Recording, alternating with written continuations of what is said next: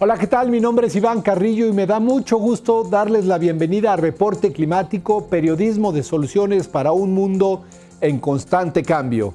Como ya es costumbre, en este espacio semanal congregamos a las voces de Latinoamérica que pueden ayudarnos a guiar nuestras acciones para hacer frente al mayor desafío del momento, la crisis del clima, un fenómeno que pondrá en jaque a las ciudades de la región.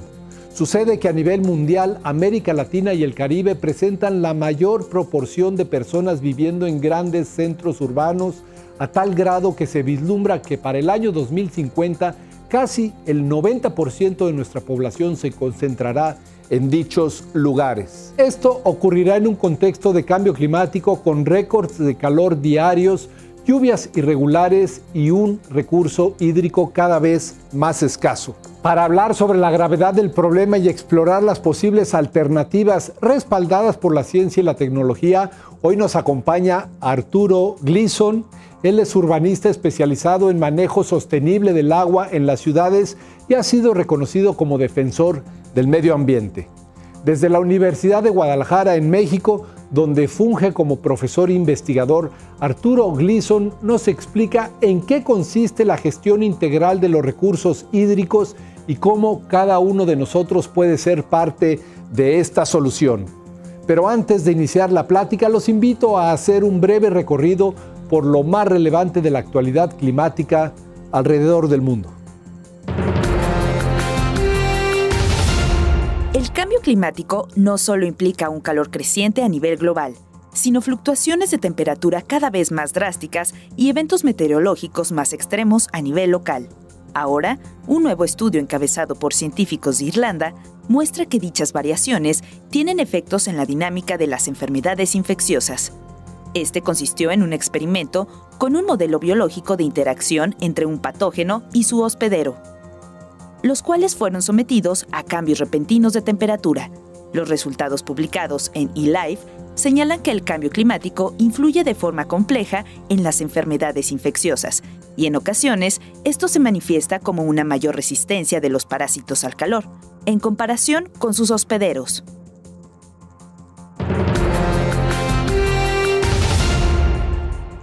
La deforestación y las alteraciones en las lluvias debido al cambio climático han agravado el problema de las inundaciones en las costas de África Occidental, informó la revista EOS. El continente en general pierde 4 millones de hectáreas de cobertura forestal cada año a causa de la urbanización, la expansión de la frontera agropecuaria y los conflictos sociales. Esta desaparición ocurre al doble de velocidad que en el resto del mundo, y tan solo durante 2021 estuvo asociada a desastres que provocaron heridas, muertes y desplazamientos de 1.2 millones de personas en 13 países africanos, según datos de Naciones Unidas. La llamada ciencia ciudadana puede ser una gran herramienta para combatir la crisis del clima. Muestra de ello es un reciente estudio realizado por investigadores brasileños en colaboración con los habitantes de la región costera de Sao Paulo y Río de Janeiro, donde existe un alto riesgo de inundaciones y deslizamientos de tierra, según reportó SciDev.net. Primero los pobladores hicieron sus propios mapas del lugar con la ubicación de los peligros que ellos conocen mejor que nadie y las posibles rutas de evacuación. Luego, esos datos se compararon con información científica. Los resultados apuntan a que ambos saberes pueden integrarse con éxito para diseñar mejores medidas de adaptación al cambio climático.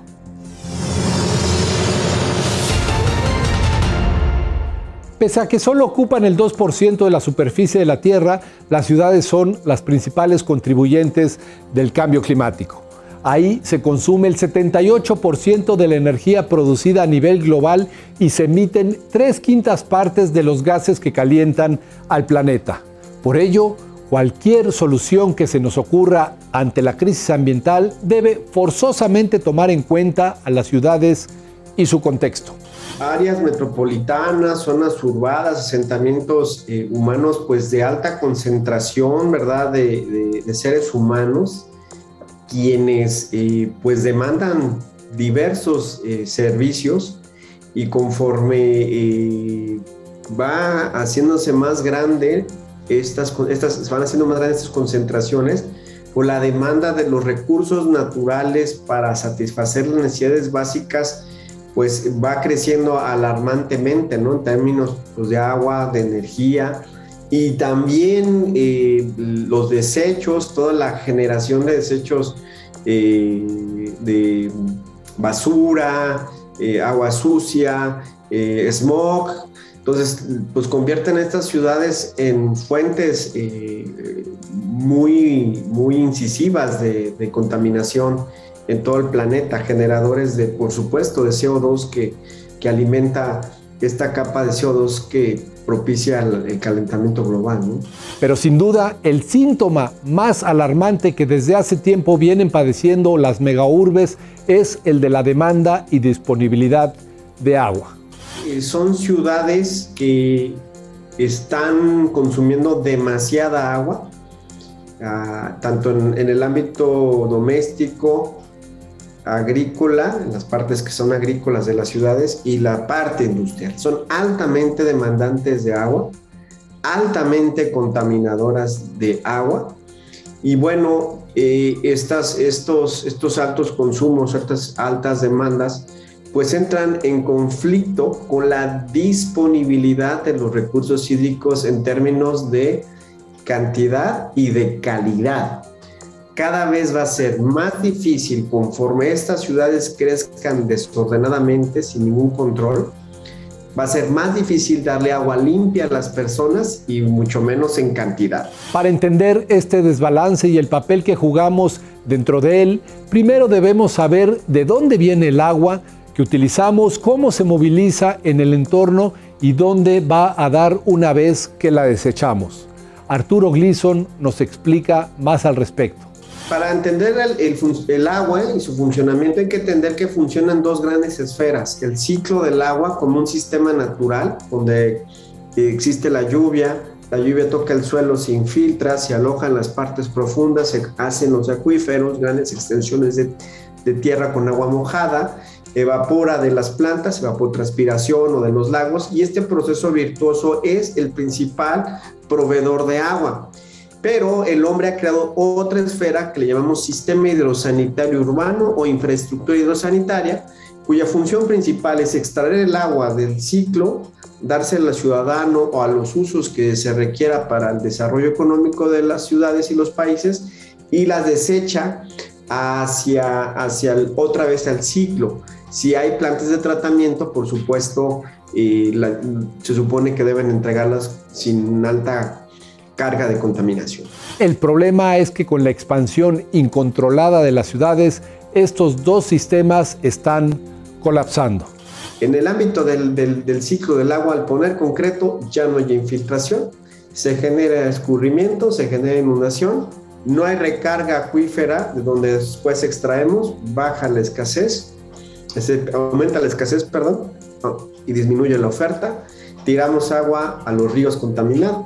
Y en la parte de la infraestructura, por supuesto, la infraestructura es vieja, ineficiente, cada vez es más difícil limpiar el agua para dárselo al ciudadano, las mediciones son ineficientes, los cobros son ineficientes, los drenajes que tienen función de desalojar el agua, pues viejos, con fugas, no alcanzan a sacar toda el agua de lluvia mezclada. Obviamente entregan agua sucia al ciclo del agua a través de ríos y lagos contaminados. Y detrás de esta crisis hay además un problema tecnológico. Operamos el agua, sobre todo en México, como si trajéramos todos teléfonos con disco. Tú recordarás que un tiempo hubo teléfonos con disco. ¿Qué pensaríamos ver a alguno de nuestros amigos, compañeros, su familia trayendo su teléfono y cargando y haciendo llamadas desde allí? Y que a la hora de llamar todavía tuviera fallas en la comunicación. Así se opera el agua en esta esfera artificial. Tenemos en la infraestructura falta de monitoreo de calidad de agua, tenemos ineficiencia en los cobros, es increíble, pero en algunas ciudades mexicanas todavía va un joven y toma lectura de los consumos cuando ya pueden monitorearte digitalmente tus consumos y cobrarte lo justo. Es increíble que las fugas de agua en la red de distribución para hacer llegar el agua a las casas, pues hay socavones o hay fugas nos damos cuenta hasta que hacen el socavón o el hoyo o se cae la calle, o brota dentro del concreto. Muestra de ello son las fugas y sistemas de alcantarillado deficientes por donde se pierde el 40% del agua potable en la Ciudad de México. Tenemos una infraestructura vieja, una infraestructura que no está ni mucho menos preparada para las eventualidades de cambio climático, traducidas en más lluvia en corto tiempo. Y por supuesto estamos atentando contra las fuentes de suministro, tanto superficiales y subterráneas, cada vez más sucia. El hecho de que las ciudades se expandan sin control está impidiendo que el agua de lluvia entre al subsuelo. El suelo es nuestro banco de lluvia, no lo estamos recargando. Se trata de una situación que hay que atender de manera urgente en toda América Latina, pues durante las últimas 2 décadas la disponibilidad de agua por habitante en la región ha disminuido 22%. Si no cambiamos el rumbo de la gestión del agua, cuando lleguen las consecuencias más graves de cambio climático, como dice la ONU, a partir de 2030, pues estaremos en graves problemas y será muy reducida nuestra capacidad de poder resolver los problemas en 10 o 15 años, ¿no? Y bueno, ya hay un enfoque, ya hay una manera de abordarlo que se llama gestión integral de los recursos hídricos, donde debemos de poner orden. ¿Dónde empieza el orden? Empezando a medir, empezando a monitorear, saber cómo estamos, y para poder diseñar estrategias tecnológicas, programas, políticas públicas que pudieran transformar al ser humano y que este ser humano se convierta en un actor principal en la solución del problema. No es posible con la sola tecnología resolver el problema. Es el caso de los sistemas de captación de agua de lluvia y todo lo que debe haber detrás de ellos. Captar el agua de lluvia no es nomás meterle un tanque y se acabó. Captar el agua de lluvia es estar viendo que ese tanque esté limpio. Captar agua de lluvia es subirse al techo regularmente para ver que no haya suciedad. Captar agua de lluvia representa que si tú quieres consumirla para bañarte, los filtros se tienen que cambiar cada temporal, después de cada temporal. Entonces necesitas que el ser humano, el individuo, entienda que es importante captar el agua de lluvia. Otro ejemplo, las regaderas. Las regaderas pueden cambiarse por de bajo consumo hasta 5 veces menos de lo que consumes cuando te bañas. Bueno, no todos están dispuestos a cambiar su regadera. Una regadera ahorradora puede ser entre 300 y 500 pesos de acuerdo al material. Y qué importante sería que un ciudadano consciente lo cambie. Ahí está haciendo ya una diferencia.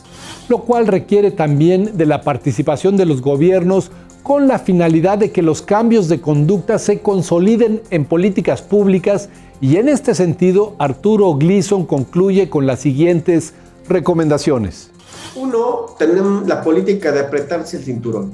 2, tenemos que como sociedad invertir en las mediciones. No sabemos con exactitud cuánto agua entra en nuestras ciudades, cómo la estamos consumiendo y cuánto estamos desechando y en términos de calidad. Si no medimos eso, no podemos contestar preguntas como ¿cuánta agua le queda a la Ciudad de México para los próximos años? ¿Cuánta agua le queda a Guadalajara, a Monterrey? Si no sé ni siquiera cuánta agua hay debajo en el subsuelo.